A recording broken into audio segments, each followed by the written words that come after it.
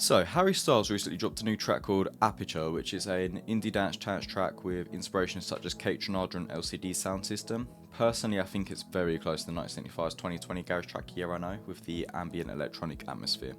Actually made something very similar last year and dropped it in my Spotify yours, to be honest, called Spinning Playback Head, shameless plug anyway. So for this video we're going to dive into how you can create a track in this style by going for an instrumental I've developed that uses the same inspiration, so let's take a listen.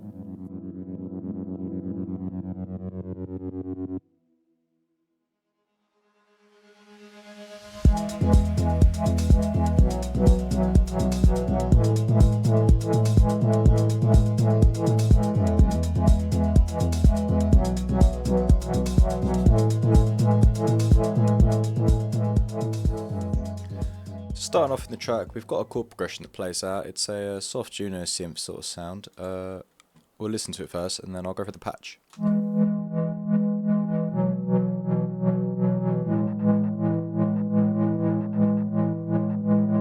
So pretty simple.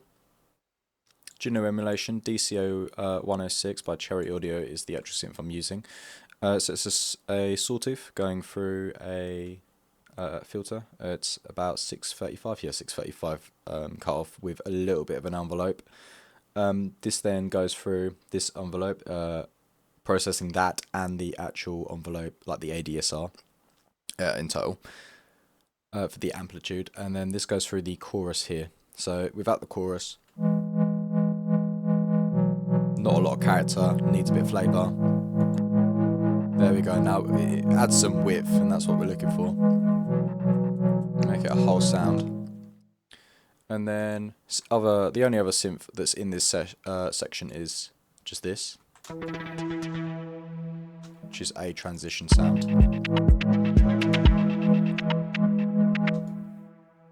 That's pretty simple. Again, DCO 106. I think it's just a preset. Yeah, the tune stack is the preset. Only goes through, got some Valhalla delay, OTT, just a bit of like multi-band compression. It's quite high on this one, but it's just adds a bit of high end too. So there we go, like that. The only thing that's on this otherwise is this auto filter. Now, there's a lot of automation in this song because automation is quite key for electronic music if you want to keep it interesting. So for this bit, we've got just a filter and a res. It's just automating, give it some flavor. Another way you can do this is record it automation using CC controls, which we'll go over a bit later. Back to this. We've got this intro section. We've got some drums playing.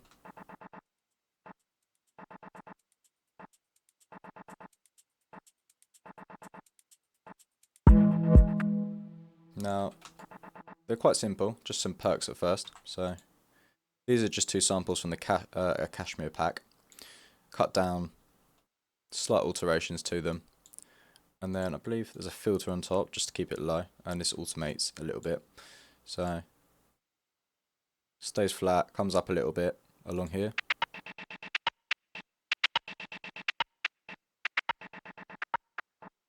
And then we're back down so that we're ready for the build. There we go. So automation is quite good for giving character to different aspects of your track. I'd recommend using it just to get some character in there. It's always worth it. So additionally, we've got these shakers up here, the shaker loop. So just built in volume fade. So automate, easy automation rather than drawing it in.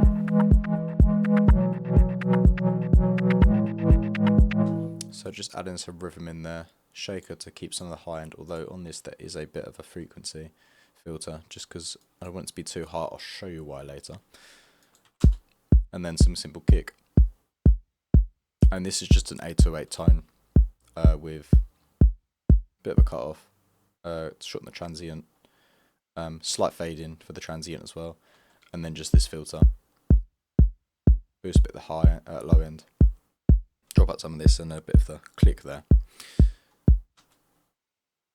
Now it's worth doing all this because automation and filters in electronic music keep the character there. That's why there's a few instances you'll see where we've got auto panning, because again, it adds some character. It's like when you design a synth, a flat synth without it would just be like one straight sound. This adds a bit of character.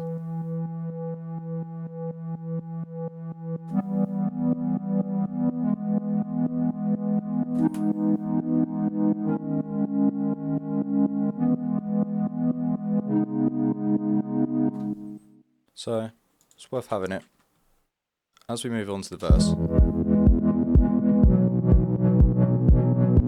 we've got our bass. Now, I like to call them jitterbugs,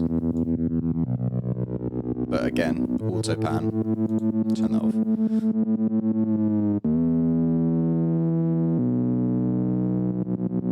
There we go. Now we want our bass to be quite strong, 'cause it's electronic music. We want a nice low end.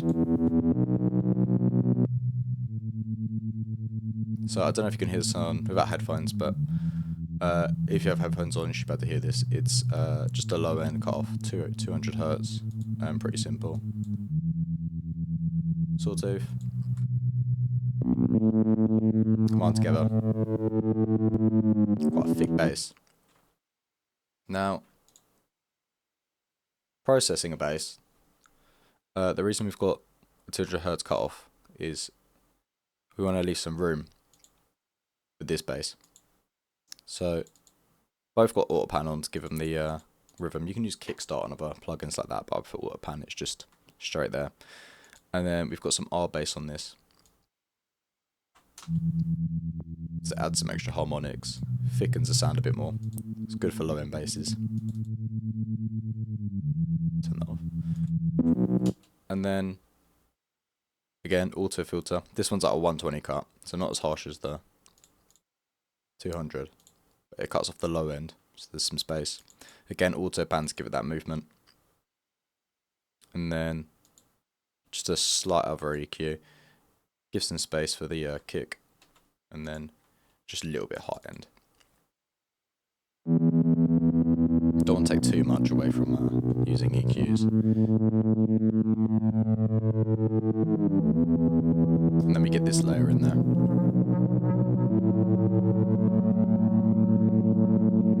Now, it's a simple sine wave. Bit of modulation on it. But the main processing is this sort of bit. Quite bland without it.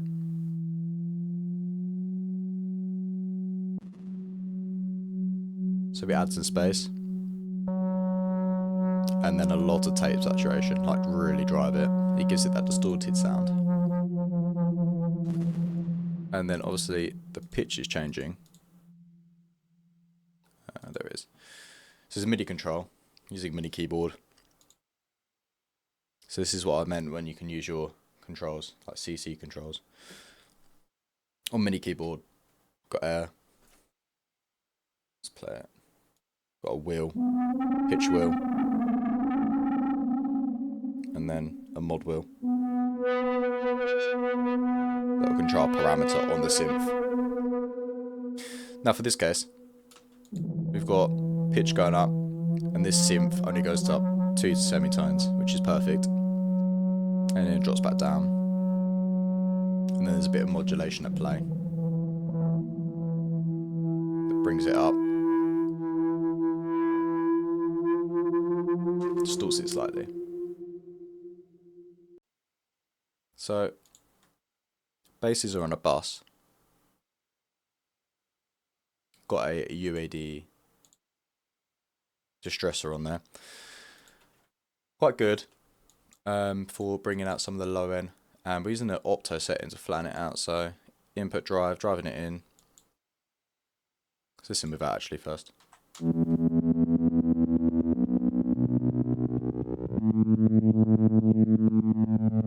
And then bring that in.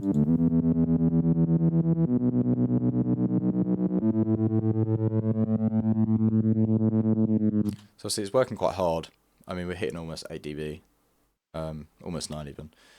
It's got quite a slow release, but sort of faster attack.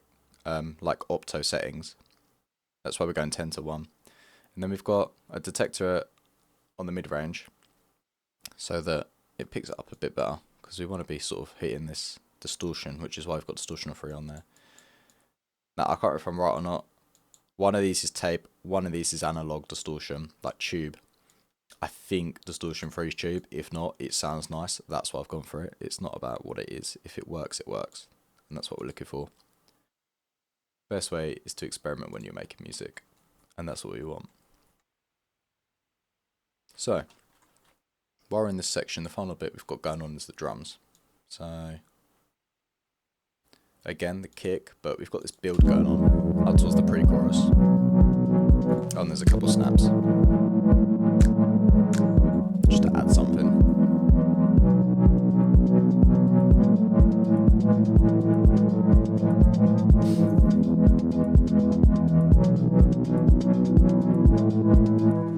So like I said, these loops, they've got an auto filter on them. I'm trying to keep it in the low range at the minute, so that as we get some higher frequencies brought in, it starts to add to a build, which we'll go over in a second with them. So just got a hat loop, and again the shaker loop. Now, there's a little bit of processing on these that you won't be able to see straight away, but they've been warped. And then on Ableton, you can change the transients, pull them down. It shortens it a bit, so they're not as aggressive. Same on these hi-hats. It's too open. Bring it back down.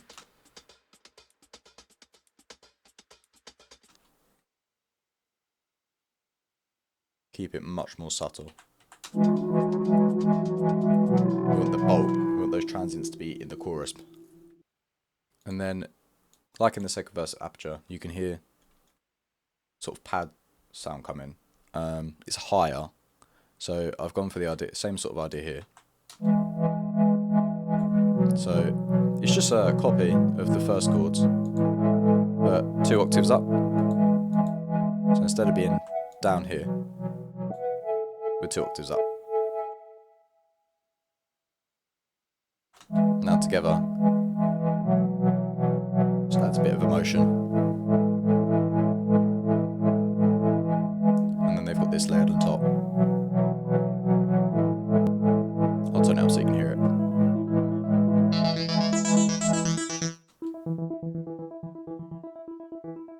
More for the chorus, but bring it early.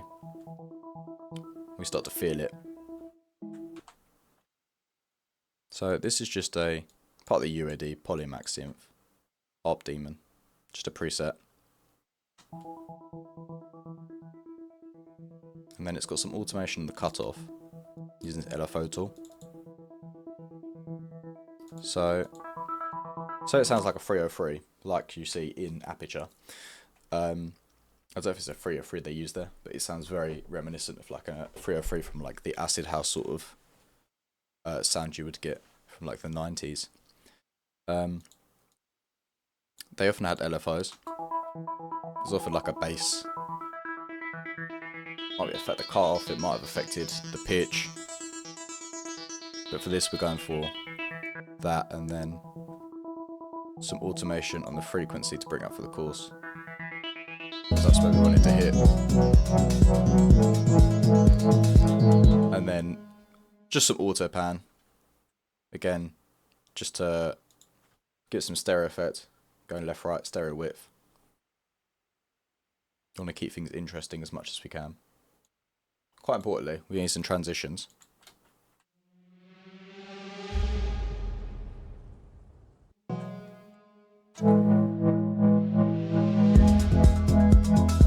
So within context, you can see quite good to have. These two down here, they're processed versions of this. I think it's this bit here.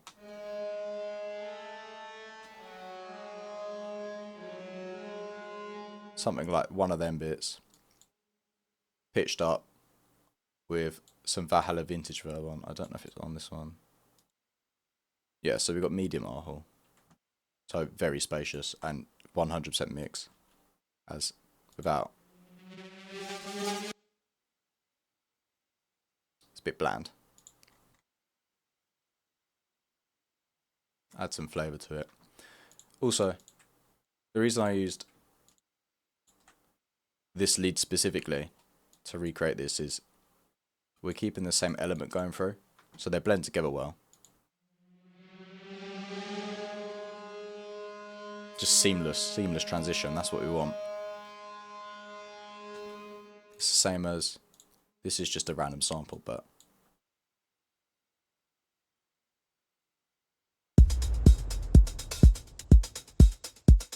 just having a low impact.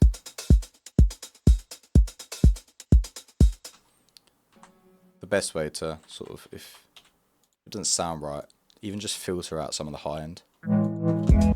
Because these can be quite, some of these impacts will be quite like high rangey. You're going to get a lot of white noise. This one specifically is low, but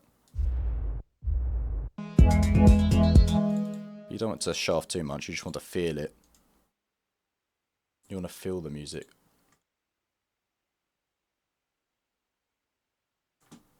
So as we move into the chorus,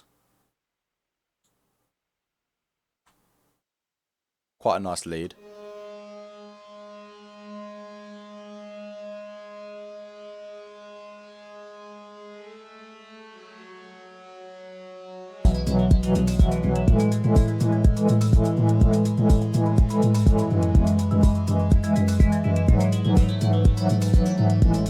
It's nothing too complex. Again, UAD synth. I've made this one myself. It's called Back to Basics. It's just a patch, just some sawtooths, cut us all the way up. It's mainly the processing that's on it. So, as it sounds like, it's a bit too much. Just again, there it is, same preset, just chucked on there, quite heavy. Bit of tape echo. It's not doing a lot. Very low echo volume. Very quick rates, just like sort of slap backy. But just for some extra flavour on there. And then auto pan, so we start modulating the stereo width again.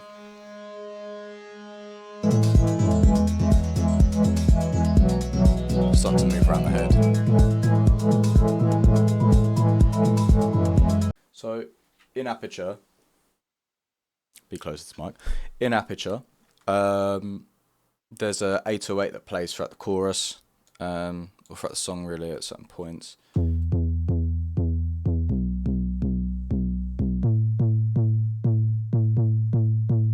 So we're going for the same sort of idea,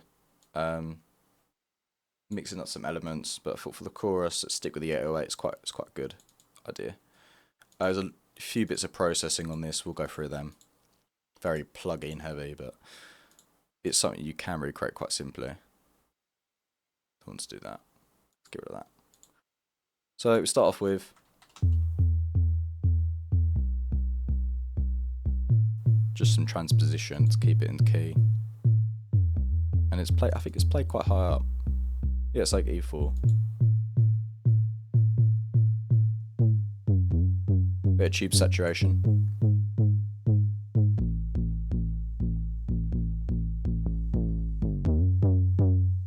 Some more saturation. I mean, this is a distortion plugin, but it's very saturated. And then some R bass on just to muck around the harmonics.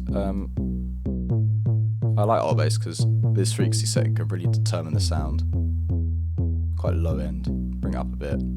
It's got more mid fatness. And then yeah, keep in just a bit of compression. And then finally a bit of EQ. Want to leave some space for the kick again, so pulled out some of the low end. And this is all again being processed by the distressor. It's quite strong still in this bit. It's actually stronger. It's hitting -10, so quite a bit of distortion. I mean, you could automate it so it's a bit louder, but I don't mind it like that.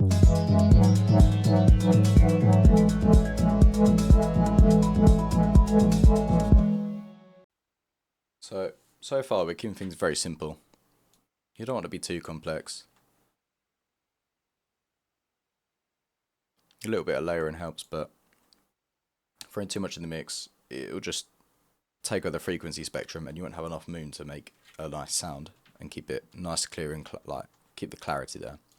So for this second verse,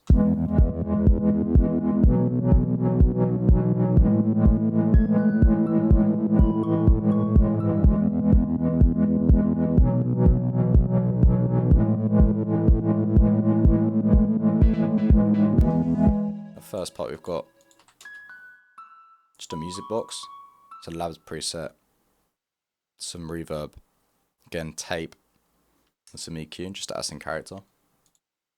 It's nice to have some organic elements in electronic music because it's something we're quite familiar with then. Our ears prefer it, in a sense. Same with having a piano there. I mean, this is heavily distorted through, again, tape saturation. Just heavily pushed into it, but sort of got the idea from the LCD Soundsystem track, All My Friends. I mean, in the Aperture track, there is a piano that consistently plays throughout, that sort of bit, just playing like as a piano, sort of like throughout. I thought for this bit, having them as like a little, like a moment. If you there's an interview with Tyler, the Creator, who goes on about moments in songs and how we want to go back to them because they sound good. And I always think that is very true when it comes to any song, really. There's always like a certain moment and you're like, whoa. And with electronic music, you want those moments because a lot of it is unnaturally played by a computer, or you can play it yourself, but it sounds very electronic. So you want to add some moments in there to keep it interesting, keep the mix interesting. So again, drums.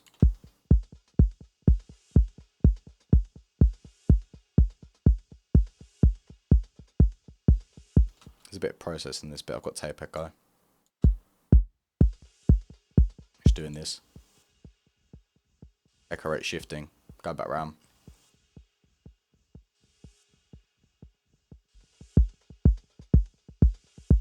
Just to muck around for groove. Add some space.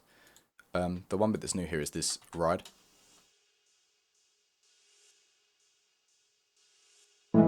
Just some high end. Something a bit different. And then also to boost a bit more higher end over it, we've got a squared sort of pad thing. It's just going through some granular distortion, which it sounds like this. This sort of just plays around with it.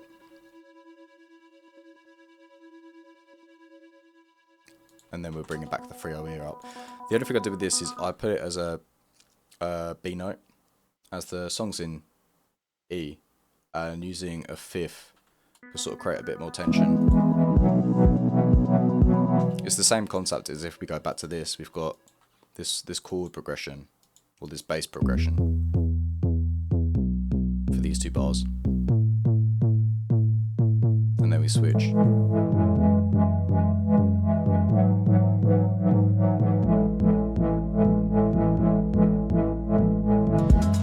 It just creates emotion. Here you've got tension. There you've got a sense of urgency. I mean, I guess it can be tension. It's not resolving itself, music theory wise. So it's great to muck around with different bass progressions and even having just that held down. It's just different. And it's only because that's changed. And this, I mean, that's just the 6th. Nothing special. But we're moving to this bridge. Again, transition. It's good to have these transitions. I think it's a stadium clap that plays there.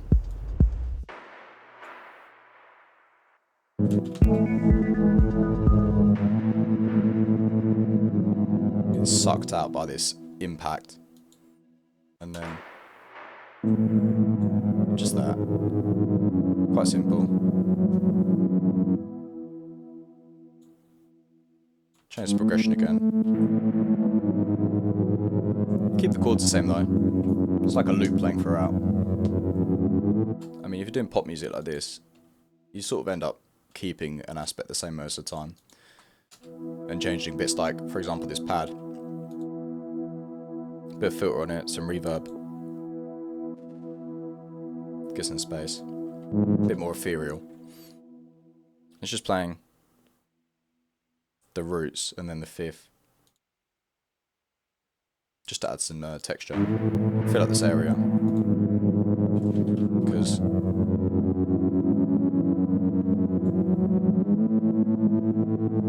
we've been quite ambient here, so we're keeping it low. We don't want it to be busy. But you still want to fill up that mid-range. Alright, so again, get into the chorus. We've got this bridge. We sort of want it to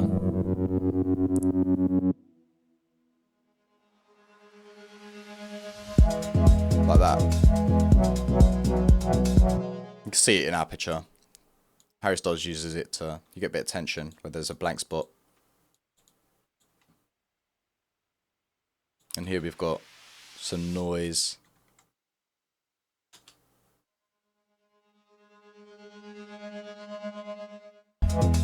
Which is literally a sample of this reversed. There's no extra processing this time. So pretty simple. Again, keeping it the same so that it's very smooth and seamless. With the effects, it's just simple white noise. It's got a fade on it. Just hitting 2 impacts. This one's more high end. Oh, no, it's the low end one. That's the high end one. And then you hit the chorus again.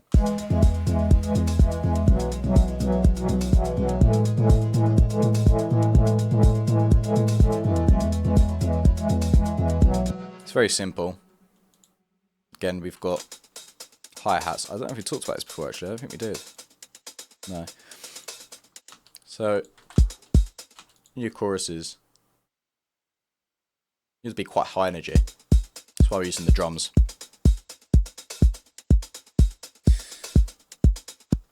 Because these back here, very low. There's not a lot of going on. It's not as energetic, it's more of a build. And then we've got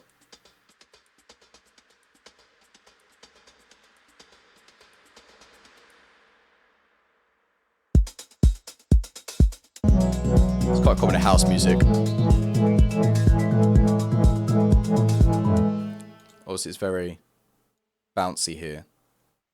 What I find quite fun about indie music, pop, a lot of the drummers, you'll get random moments where there might be a tom fill, like a fill is quite important.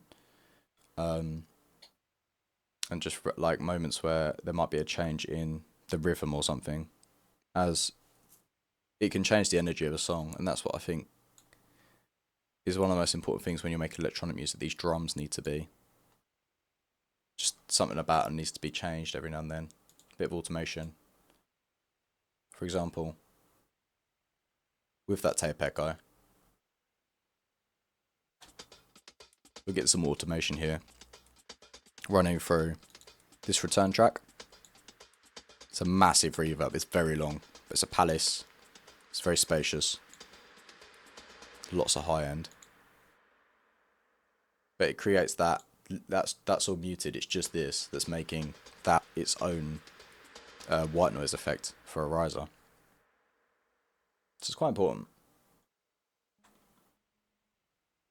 Now I think the only other processing as a whole would be the drums and the master. So on my drum tracks, I usually just compress them, but on this I recently got a native drum strip, so I thought I'd muck around with it, but it's quite good for transient shaping, so.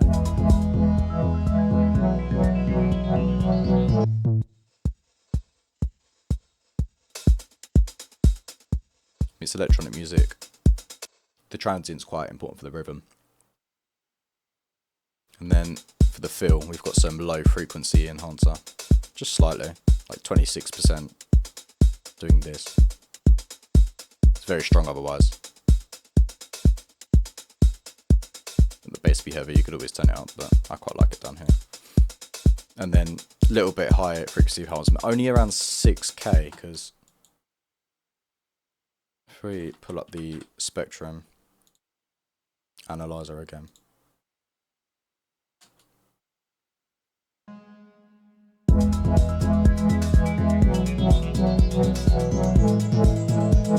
Which adds a little bit down here.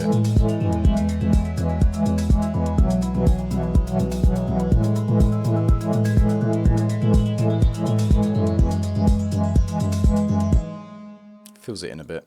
I mean, it sounds quite different without it, but I quite like it like that. And then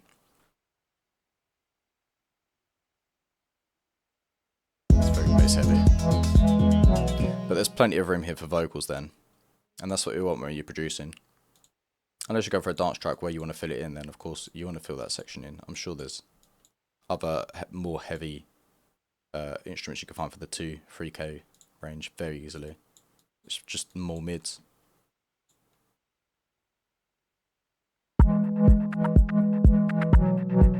So about just almost 4 dB compression. Let's actually do it on a heavier bit.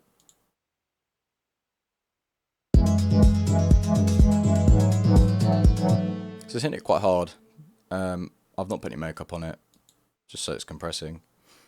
And then I've put the 20 setting for the attack. I just like the sound of it. I think it's too fast, and then it's just not hitting it right. It's perfect. Usually I put this a bit faster, but I add it a bit slower for this track. And then just a free ratio. I didn't want to push it too hard. Not all bus compressors have this, but it's just a higher frequency cutoff, so it's not hitting the kick then. It's just more compressing more of the bass rather than having the kick hit it hard. And then just a bit of a dry wet mix, so I've turned it down just slightly. And then after this, it goes and tape master just for some flavour.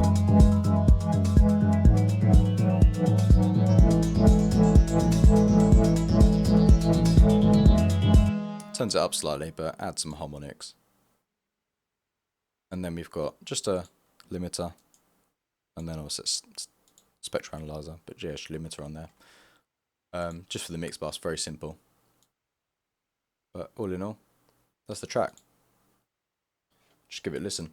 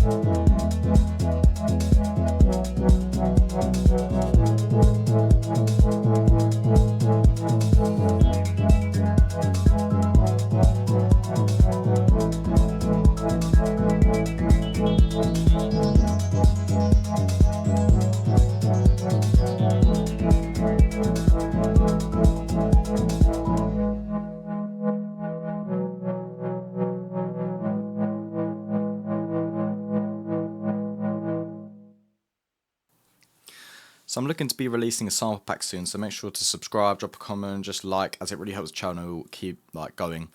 Anyway, thanks for watching. Hopefully this helps you produce your track in this style of music, and feel free to drop my email should be linked on my channel if you want to send me anything you've made. But yeah, thank you, and I'll see you later.